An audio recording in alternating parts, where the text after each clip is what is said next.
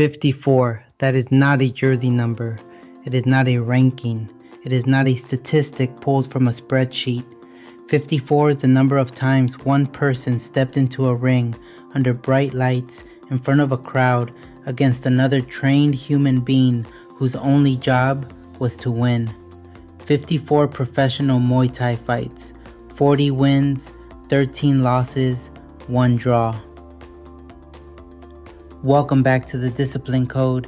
I am your host, and this is episode 3, 54 rounds with life. Today, we are going to do something different. We are not going to talk about winning, not yet. We are going to talk about what happens when you lose. What happens when you train for months, step into the ring, give everything you have, and it is not enough.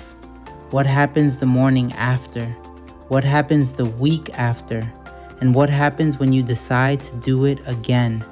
Because here's the thing most people will never tell you about a fight record.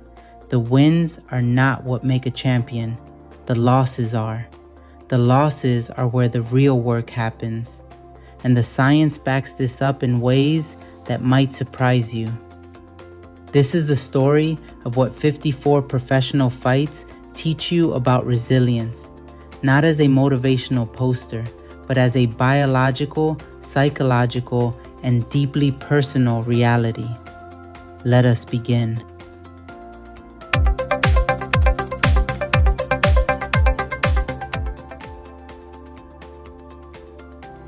Before we talk about winning or losing, we need to talk about what happens inside the human body when a fight begins. Because most people have never experienced anything like it, and understanding the physiology is the first step to understanding why fighters develop a kind of resilience that most people never will. The moment a fighter steps into the ring, the brain's amygdala, that small almond-shaped structure deep in the temporal lobe, sends an emergency signal. It activates the sympathetic nervous system.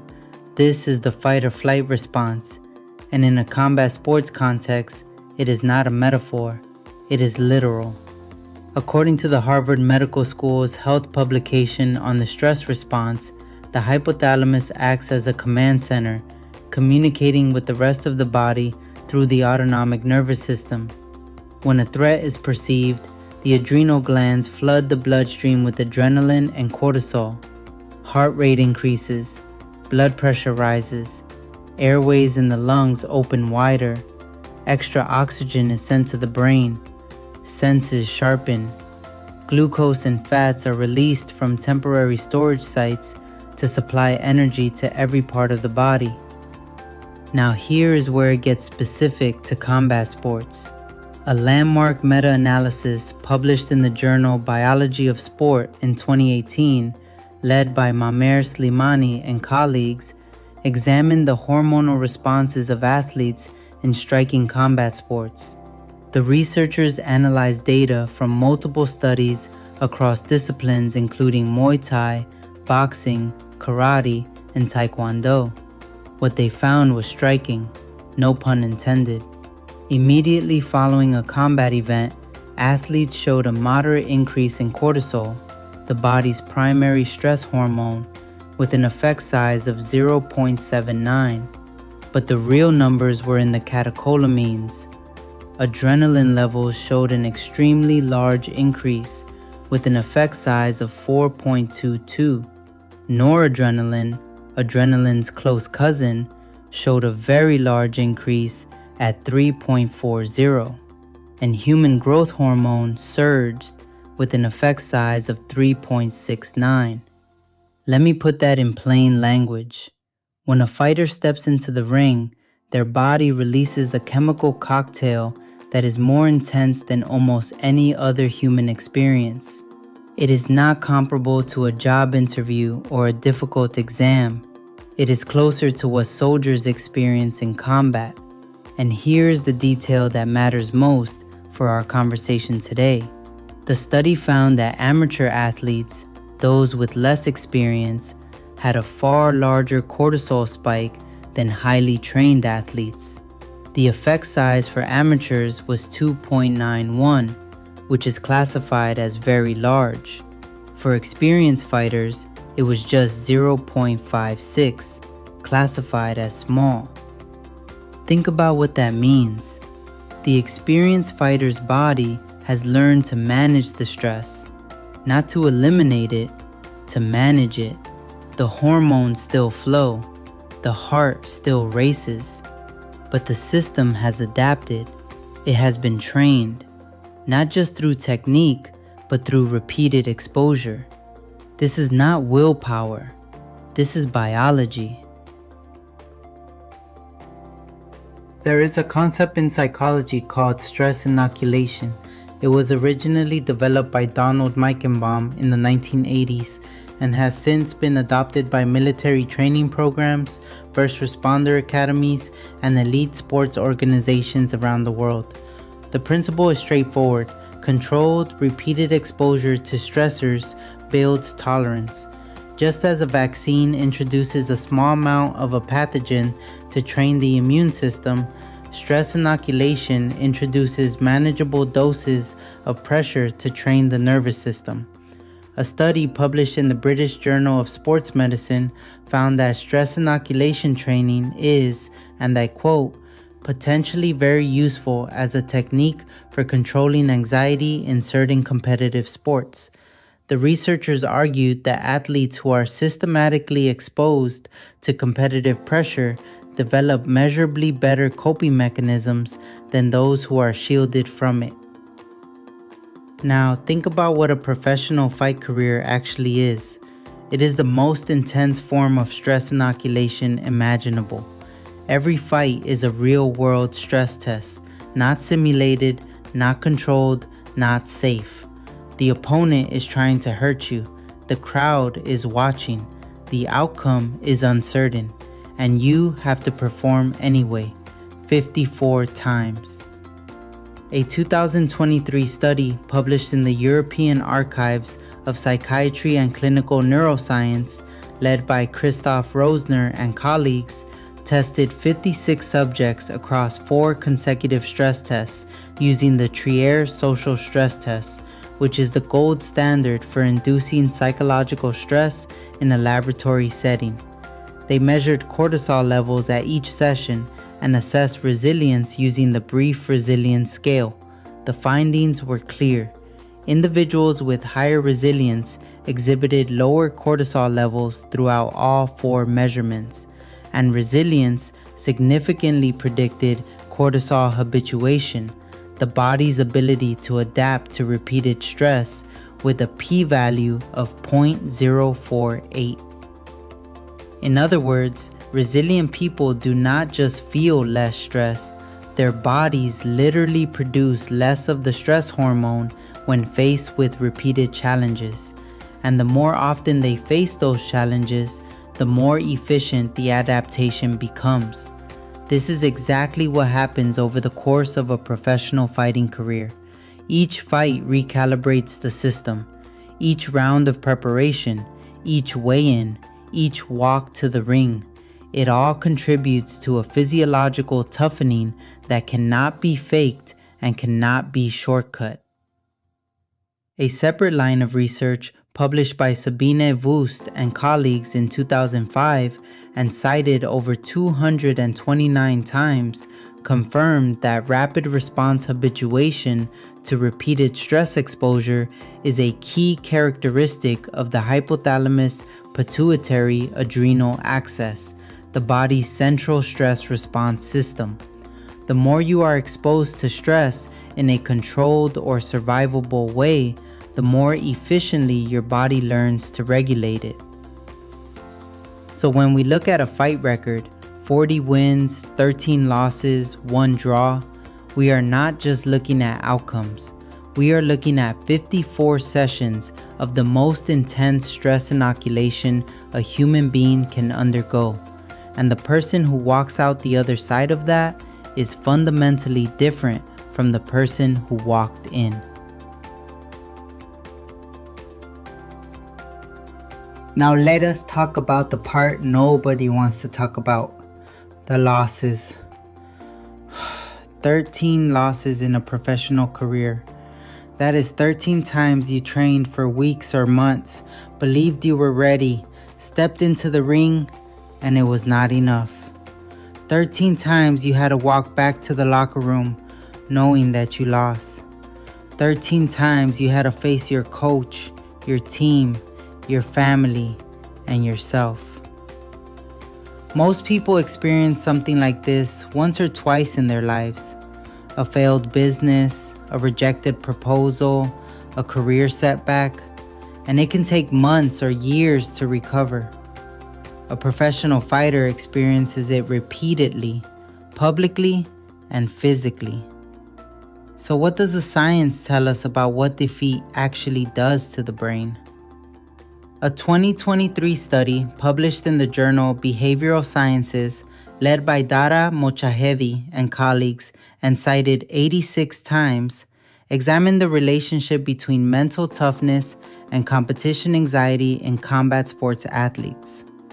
The study found that mentally tough athletes experience significantly lower levels of both cognitive anxiety, the worried thoughts, and somatic anxiety, the physical symptoms like a racing heart and shaking hands, before competitions. They also reported higher self-confidence. But here is the critical insight. Mental toughness was not something these athletes were born with. It was something they developed through repeated exposure to competitive pressure, including losses. Dr. Tess Kilwine, a board-certified clinical and sports psychologist, wrote in Psychology Today in February 2025 about the process of recovering from major losses in sports. She described a concept called adaptive reconfiguration, a term from the research of Galli and Vili, published in 2008. Adaptive reconfiguration is the process by which athletes analyze their performance breakdowns, regulate their emotions, and adjust their strategies to turn setbacks into growth opportunities. The key phrase there is turn setbacks into growth opportunities. This is not positive thinking. This is a structured cognitive process. It requires the athlete to fully experience the loss, not suppress it, not minimize it, and then systematically extract lessons from it. Kilwine also cited the work of Howells, Sarkar, and Fletcher from 2017, which found that social support, coaches, mentors, training partners, plays a critical role in post-defeat resilience. Athletes who had strong support systems recovered faster and more completely than those who tried to process defeat alone. Think about what this means in the context of a professional fighting career. After each of those 13 losses, there was a choice. Stay down or get up. Quit or reconfigure. And each time, the choice was made to come back. The neural pathways for resilience got stronger. The cognitive framework for processing failure got more refined. The support system got more tested and more trusted. This is not abstract. This is how the brain works. Every time you face a setback and choose to engage with it rather than avoid it, you are literally rewiring your neural architecture.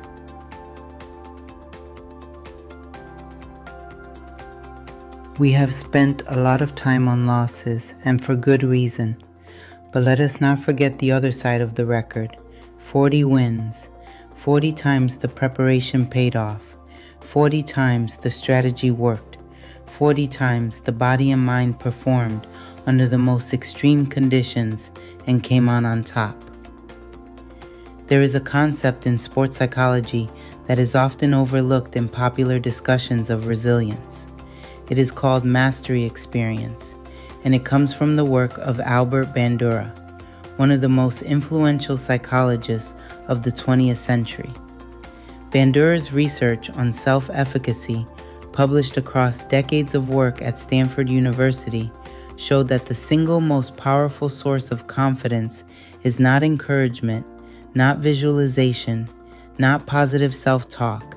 It is the lived experience of succeeding at something difficult. When you win a fight, when you actually do the hard thing and it works, your brain records that experience as evidence. Evidence that you can handle pressure. Evidence that your training works.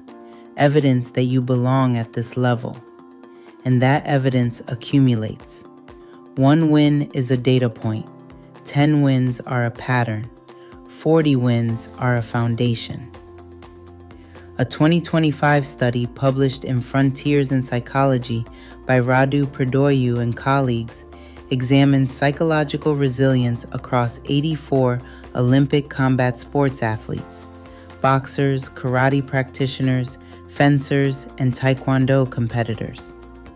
The study used the Brief Resilience Scale and found that athletes with national and international level results showed significantly different resilience profiles compared to regional level athletes, with a p-value of 0.002. But here's the nuance that makes this study so interesting. The elite athletes, those competing at the highest levels, registered a slightly above average resilience score of 3.89 on the scale. The lower level athletes actually scored higher at 4.25. At first glance, that seems counterintuitive. Why would less successful athletes score higher on resilience? The researchers suggested that elite athletes may have developed more specialized coping mechanisms that are not fully captured by general resilience scales. In other words, their resilience is not about bouncing back from everyday stress. It is about performing under the specific, extreme conditions of high-level competition. It is a targeted, refined form of resilience, shaped by years of both winning and losing at the highest level. This is what a record of 40 wins and 13 losses represents. It is not a simple ratio of success to failure. It is a complete education in human performance.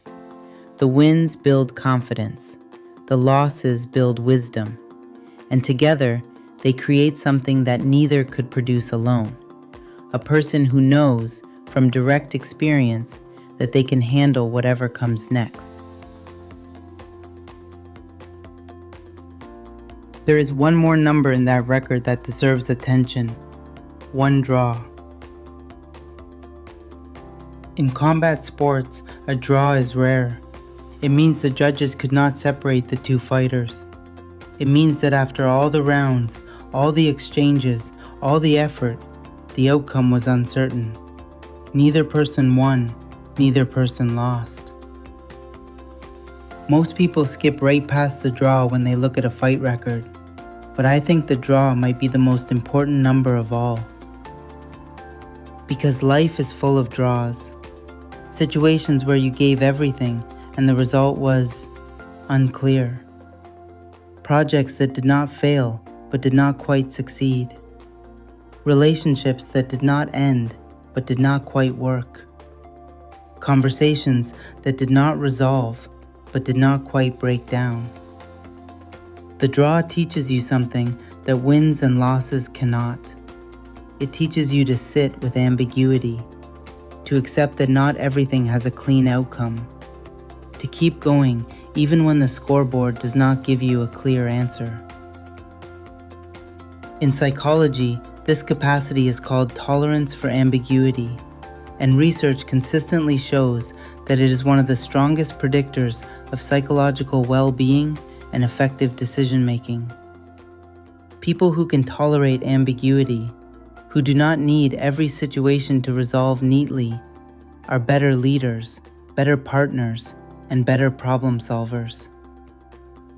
A professional fighter learns this lesson in the most visceral way possible.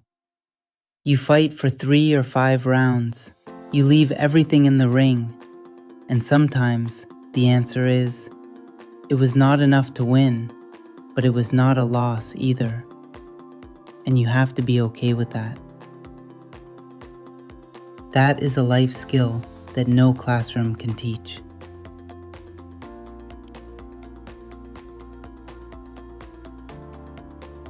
Now, if you have been following this series, you know that the discipline code is built around the life and philosophy of Itai Liptz, a two-time Muay Thai Z1 world champion with a professional record of 40 wins, 13 losses, and 1 draw across 54 fights.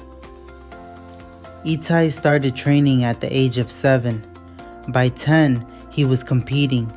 As a teenager, he was representing his country in European tournaments, and over the course of his professional career, he accumulated a record that tells a story far richer than any trophy or title belt. 40 wins. That is the evidence of thousands of hours of preparation, of early mornings and late nights, of technique refined through repetition until it became instinct, of a body trained to perform under conditions that would shut most people down. 13 losses. That is the evidence of courage, because every one of those losses came after a decision to step into the ring again, after a previous fight that may or may not have gone well, after weeks of training with no guarantee of the outcome. 13 losses means 13 times he chose to risk failure in front of the world, and 13 times he came back. 1 draw. That is the evidence of a career lived fully. Not every fight has a winner. Not every effort produces a clear result, but you show up anyway. What makes Itai's story particularly compelling is what happened after the fighting career. He did not stop. He took the same discipline, the same resilience, the same capacity for handling pressure, and applied it to entirely new domains. He earned a bachelor's degree in philosophy and political science. He completed an executive MBA at IE Business School. He built a career in business strategy and data-driven decision-making. He climbed the highest peaks in Africa and South America. He spent years teaching children with disabilities. This is what a fight record really is. It is not a sports statistic. It is a training ground for life. Every round in the ring was a rehearsal for every challenge that came after. The boardroom negotiations, the academic rigor, the physical expeditions, the patience required to teach a child who learns differently. As Itai himself has said, and this is a direct quote from his published work, discipline, respect, and persistence matter more than any trophy. That is not a motivational slogan. That is a conclusion drawn from 54 professional fights and a lifetime of applying what they taught. So here's the question this episode leaves you with. What is your record? I do not mean your win-loss ratio at work or in relationships. I mean something deeper. How many times have you stepped into a situation where the outcome was uncertain, the stakes were real, and you showed up anyway? Because that is what a fight record really measures. It does not measure talent. It does not measure luck. It measures the willingness to engage. The research we have covered today tells us several things that are worth carrying with you. First, your body adapts to stress. The more you face it in controlled, survivable doses, the more efficiently your system learns to manage it. This is not opinion. This is the science of cortisol habituation, confirmed by researchers at institutions around the world. Second, losses are not the opposite of progress. They are part of it. The process of adaptive reconfiguration, analyzing what went wrong, regulating your emotions, and adjusting your approach is how resilience is actually built. Not by avoiding failure, but by engaging with it. Third, confidence comes from evidence, not from affirmations, not from visualization, from doing hard things and surviving them. Every time you face a challenge and come through the other side, your brain records that as proof that you can do it again. And fourth, ambiguity is not your enemy. Not every situation will resolve cleanly. Not every effort will produce a clear win or a clear loss. The ability to keep going in the face of uncertainty is one of the most valuable psychological skills a human being can develop. So here's your assignment for this week. I want you to identify one area of your life where you have been avoiding the ring. One challenge you have been putting off because the outcome is uncertain. One conversation, one project, one decision that you have been circling around but not stepping into.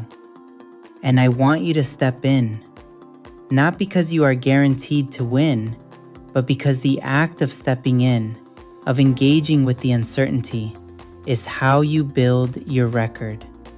And your record is what builds your resilience. You do not need 54 fights to start. You just need one.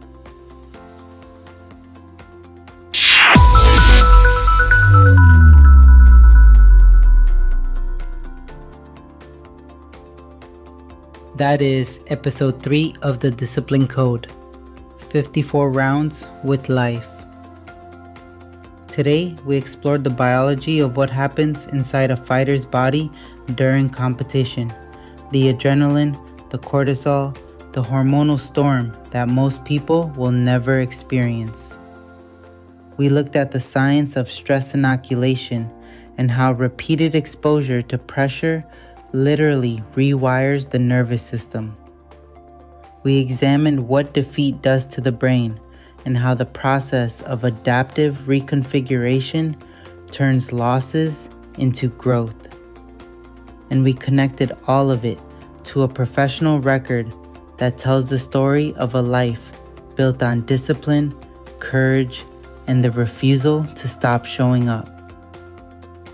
In episode 4, The Weight Cut Nobody Sees, we go behind the scenes of one of the most grueling and least understood aspects of competitive combat sports. Weight cutting is not just about making a number on a scale. It is about sacrifice, self-control, and the mental discipline required to push your body to its limits for a goal that is still days away. What does the science say about extreme self-regulation? And what does it teach us about the daily sacrifices that separate ordinary effort from extraordinary results? That is next time on the Discipline Code. Until then, step into the ring. Your record is waiting.